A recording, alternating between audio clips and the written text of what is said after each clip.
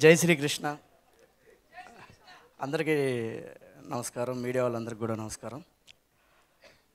ముందుగా ఈ సినిమా గురించి చెప్పాల్సి వస్తే, ఈ సినిమా నాకు రావడానికి ప్రధానంగా కారకమైనటువంటి బాలకృష్ణ గారికి ముందుగా థ్యాంక్స్ చెప్తున్నా. ఆయన చెప్పినట్టు ఎప్పుడో ఆల్మోస్ట్ 12 ఇయర్స్ ఆర్ 2011లో నా దగ్గరకు వచ్చారు ఒకసారి. అంటే ఆయన కూడా వేరే ఫ్రెండ్ ద్వారా, మ్యూచువల్ ఫ్రెండ్ ద్వారా రావటం, అక్కడ నన్ను కలవటం, అన్న ఇట్లా చేద్దాం అంటే, లేదు నీకు కరెక్ట్ కాదు అంటే, నాకు మాట్లాడినప్పుడు అర్థమైంది. సో నువ్వు ఇక్కడ ట్రావెల్ చేయడం కరెక్ట్ కాదు, నువ్వు మంచిగా నీకు ఎడ్యుకేషన్ ఉంది, ఇది ఉందని ఇంకేదో మొత్తం మీద చెప్పాల్సినంత చెప్పి ఆయన సంపాదించుకురమ్మన్నా. అట్లాగే ఆయన నాతోనే వచ్చి యా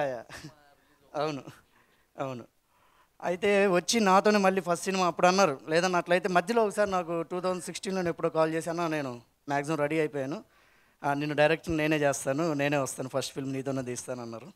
అన్నట్టుగానే నాతోనే డైరెక్ట్ లాంచ్ చేసినాను. Thank you. అలాగే ఫస్ట్ నేను ఈ థ్యాంక్స్ చెప్పుకోవాలంటే ప్రశాంత్ వర్మ గారికి. Thank you so much sir. అది చాలా తక్కువ, ఎందుకంటే ఆయన నన్ను నమ్మి నిజంగానే ఆ కథను నాకు ఇచ్చేసి, ఎప్పుడు కూడా అది తీసుకున్న తర్వాత నాకు కొంచెం టెన్షన్ ఉండేది లోపల, ఏమనంటే కథ ఇచ్చారు ఆయన, ఆల్రెడీ నాకు చాలా పెద్ద డైరెక్టరు, సో నేమ్లో ఉన్నారు, నాకు ఈ రిస్ట్రిక్షన్స్ ఇలా ఉంటాయేమో, మళ్ళీ నేను అనుకుని తీయచ్చా తీయలేనా, ఈ టెన్షన్స్ అంతా ఉన్నాయి. కానీ ఎప్పుడు నాకు అట్లాంటి ఏది లేకుండా నాకు కావాల్సిన ఫ్రీడమ్ ఇచ్చేసి, సినిమా మొత్తం మామూలు రషెస్ అయిపోయి కొంత సినిమా అయిపోయిన తర్వాత నేను చూస్తానండి, అప్పటి వరకు మీరు తీసుకుంటూ వెళ్ళిపోండి అని చెప్పేసి ఆల్మోస్ట్ ఒక 70% సినిమా అయిన తర్వాత చూసి ఫుల్ హ్యాపీ ఫీల్ అయ్యి, నేను ఏదైతే నేను నమ్మాను అదే జరుగుతుందండి, నాకు పూర్తి నమ్మకం వచ్చాక మీ స్క్రిప్ట్ ఇచ్చాను నేను, సో ఈరోజు అదే నిజమైందని చెప్పి నమ్మినందుకు చాలా thank you sir. Thank you so much. And దానికి తగ్గ డైలాగ్స్ సాయి మాధవ్ బుర్రా గారికి thank you so much sir.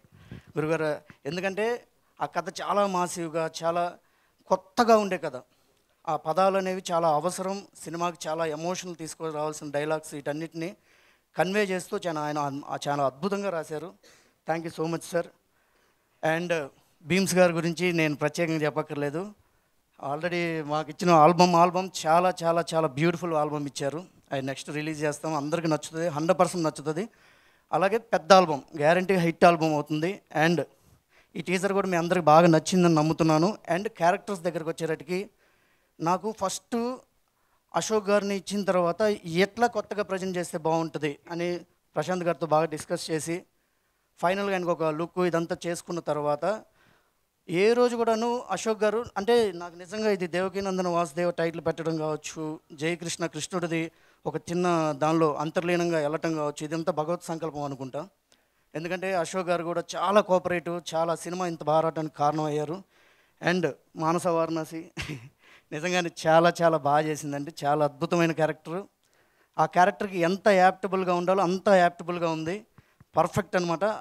కంసరాజ్ character అయితే మాత్రం నేను చాలామందిని చూశాను, నచ్చలేదు, ప్రశాంత్ గారికి పంపించడం, ఆయన కూడా మళ్ళీ ఇంకొకరినైనా పెడదామా అని డిస్కషను. ఫైనల్గా బాలా గారు మేమందరం కలుసుకొని ఒక్కసారి ఎప్పుడైతే ఆదిపురుషు హనుమాన్ క్యారెక్టర్ చేసినటువంటి దేవదత్త గారిని అనుకున్నామో ఫిక్స్ అయ్యాం. ఆ క్యారెక్టర్ నిజంగానే రేపు నాన్న థియేటర్స్లో అందరూ చాలా చాలా ఎంజాయ్ చేస్తారు.